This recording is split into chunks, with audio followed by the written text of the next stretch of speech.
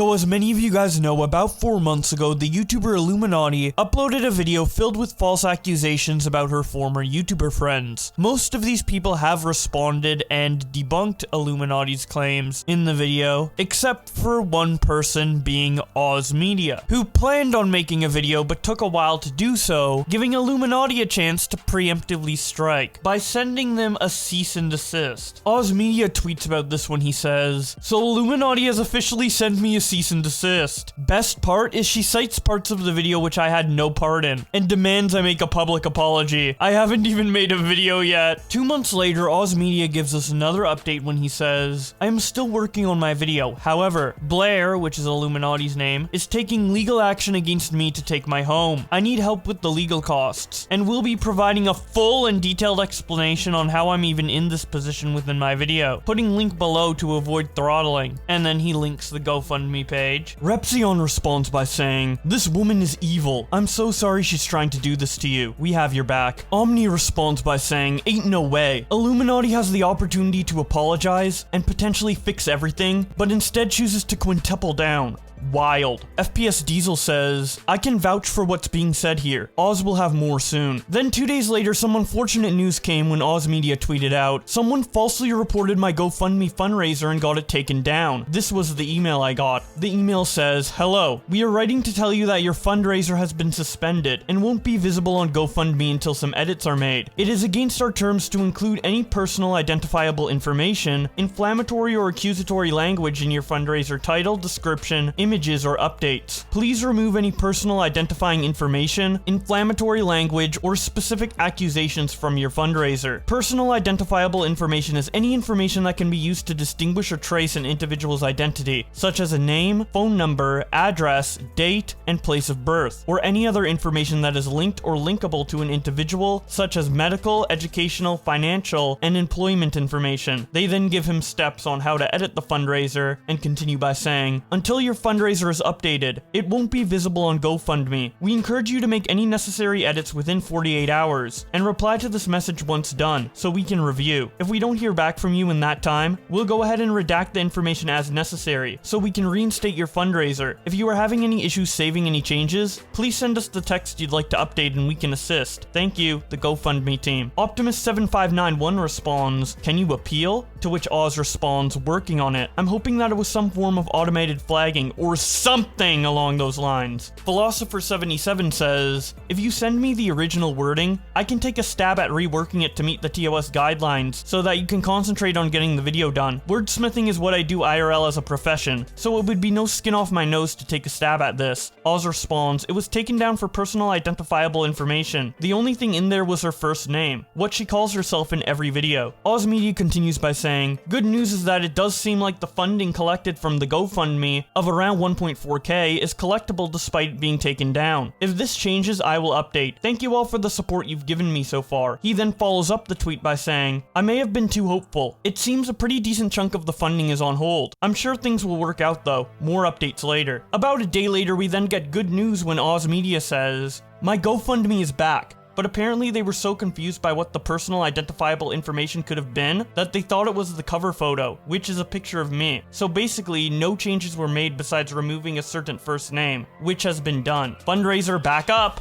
And after it went back up, a bunch of people donated to Oz Media, which resulted in his fundraiser raising close to $30,000. After the GoFundMe, Oz Media hasn't really said much, but we did get a bit of an update of what's going on between him and iilluminaughtii in this video uploaded by Red Fox Comms, where he leaks some Discord DMs from iilluminaughtii where she says, "The worst part, honestly, is that Oz worked for me, worked with the team, and he knew that doing this would hurt their livelihoods. Like, you want to be a bitter ex that's mad that I moved on and found love? Fine. Go to therapy. Doing this to get me back or punishing me for leaving him? It's insane." That's why in my video, I didn't say anything in his section. I still cared about him. I didn't realize he was the one masterminding this, and he's mainly doing it because he owes me almost 200k that he took from me. Took home more of my own money than what I made, and he didn't want to pay it back. Someone called Trick responds by saying, "I don't want to pay someone back, so I'm gonna slander them and risk getting sued for defamation. Solid logic." Blair responds,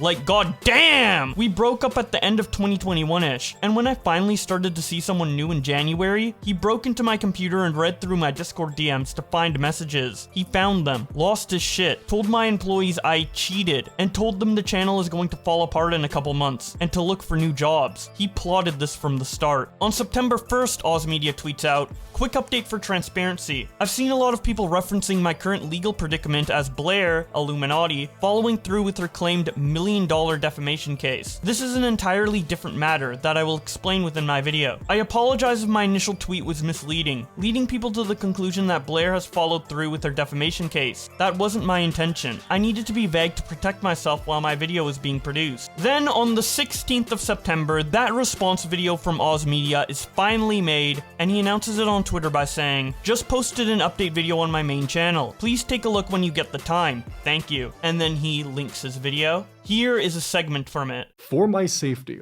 I need to put a short and temporary pause on production of my video on iilluminaughtii. The video will still, of course, be produced.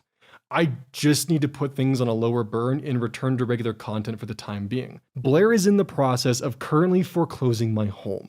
Because of this stress of Blair taking my home from me, I need to pump the brakes and change directions so I won't be homeless come Christmas. Even telling Wonder as far back as April, a day before my thread went up, that I was mortified that if I spoke out against Blair or even dared to cross her, that she would retaliate with taking my home from me. When I did speak out, as many of you are aware, Blair sent me a cease and desist. A cease and desist, by the way, over a Twitter thread which she apologized for not only in her video, but as well as privately. The reason why I'm making this update is so it's understood that I'm not just ignoring my obligations and responsibilities and suddenly hiding behind a flurry of videos in hopes that people will one day forget. As I briefly stated previously, Blair and I dated. We started when I was 20 and she was 28. And currently, I'm 23, almost 24. In the beginning, Blair walked me into several poor financial decisions. Why these obligations were placed onto me? At the time, Blair had bad credit, so all of the purchases, loans, everything was being placed in my name. This included the car that she purchased, then revoked from Wonderstruck. Eventually, though, the financial responsibilities that I incurred would stack up on me, building a mountain of monthly debt that would lead me into several financially tight months, and eventually just breaking. This would lead me to asking Blair, my partner, for financial help for things such as my home, which she was living in. Help from my partner, who at any given time would be making up to 30 times my monthly income. These amounts of assistance would be added to a ledger of debt. This ledger would creep into the range of $180,000, an insurmountable amount where I don't even understand how she got there. That number ballooned higher and higher, the number ever increasing, and I never questioned it out of guilt for needing help. Guilt involving the fact that everyone I interacted with on a day-to-day basis looked down on me for her words towards me. My own partner, the person who was supposed to be my other half, was actively putting me in a position where she was chipping away at my mental health. I was afraid to tell anyone what was happening because she had convinced me that I was a parasite, that I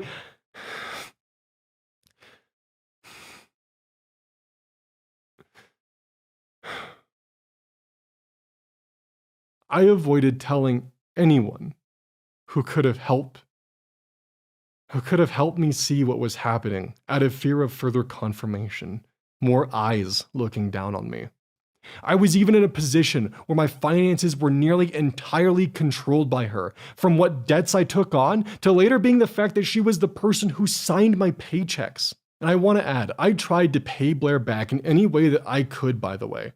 I felt indentured to her by this debt she had hanging over my head.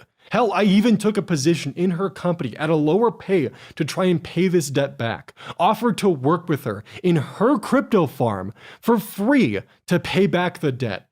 Anything that I could to try and make myself feel useful. But this led to the end of 2022, where Blair would take advantage of not only my financial strife, but both my legal and financial illiteracy in December of that year. When I was 23 and Blair was nearly 31, Blair, with her lawyer, would create an honestly quite confusing legal document for me to sign where I would agree to pay back her debt. Blair Being the person who signed my checks knew that I couldn't afford legal representation. Blair also knew that the $2,500 that she was having me pay monthly towards that debt was almost as much as I was making monthly working for her. This would mean that I could barely pay for anything else in my life other than the debt that I owed her. Everything I made working for her was going right back into her pocket. Blair would bring me to her lawyer's office, put me in a room alone with the two of them, with papers in front of me. Papers which I foolishly signed for a myriad of reasons, ranging from Blair expressing that this would mend our relationship, that it was the right thing for me to do, that this would also protect her legally and prevent her from getting into trouble with the IRS. She also would describe to me, and while I can't remember if this exact word was ever used, she essentially explained to me that because she used company funds to assist me, that she had committed embezzlement. And by converting the amount that I owed her into a loan with her company, this would save her skin legally. Blair used all of this, promises of reconciliation and other factors, which will soon be further elaborated on, as means to get me to sign a document known as a deed of trust. I wasn't aware of the power that this document held, what it does, what it allowed her to do. This document gave her the power to foreclose if I was unable to make a monthly payment of nearly $2,500 for nearly a decade. Blair knew that even with my income working for her, that this wasn't possible. It feels as though she knew that I would be destined to fall behind, that this outcome was inevitable. If the home is foreclosed or if I decide to sell, Blair gets an immediate payout, and it's because of this that I'm hesitant to take the easy way out. There's also the fact that there's just not enough equity in the home, that if this were to foreclose upon, Blair would still be out money, and she could then sue me further to get that money back. As you can see with Wonder, Blair has a habit of taking advantage of younger men, 8 years younger than her, and their financial illiteracy for her own personal gain. This, of course, leads me to the GoFundMe. Not a penny of what has been raised will be used to repay Blair. I will be using the aid given for legal fees and only necessary expenses. This money will be used to secure a legal retainer and any legal cost. And once and only once the legal front is secured, will I use the funding to help with monthly finances related to securing my home. Finances which are not tied to Blair in any way. I also want to add that I'm not trying to escape any debt that I may rightfully owe Blair. I just don't want to fucking lose my home or lose it from retaliation. Also, she took the furniture. If you want to watch the full 17-minute version of this, I will link it below in the description. But moving on to the Twitter reactions, Omni says, Oz Media finally gave an update about Illuminaughtii, and it is beyond terrible. She has become a vengeful ex with the intention of making Oz Media homeless right before Christmas. It seems she intends to drag everyone down with her through any methods possible. Nicholas Diorio says, Confession. I sent a psychotic email to Illuminaughtii bragging about how karma eviscerated her entire career. I am telling you this because I find it hilarious and would do it again. In fact, I might just do that again. Toaster Oven responds by saying, You are the king of the solidly worded letter. I can see it in how you act. Diorio responds, short and sweet actually, showing the email he sent Blair that says, I just wanted to rub it in that your career is destroyed and your reputation has been shattered. Couldn't have happened to a bigger cunt. Nick sent from iPhone. And that's about it for the Illuminaughtii stuff so far. If you want to see why she is such a big cunt, I recommend watching the previous 3 parts, as it covers all of this Illuminaughtii stuff from the very beginning. But with all of that being said, if there are any more updates on this, I'll be sure to let you know on this channel, so don't forget to subscribe with notifications on. But with all that being said, thank you guys so much for watching, and I'll see you in another video.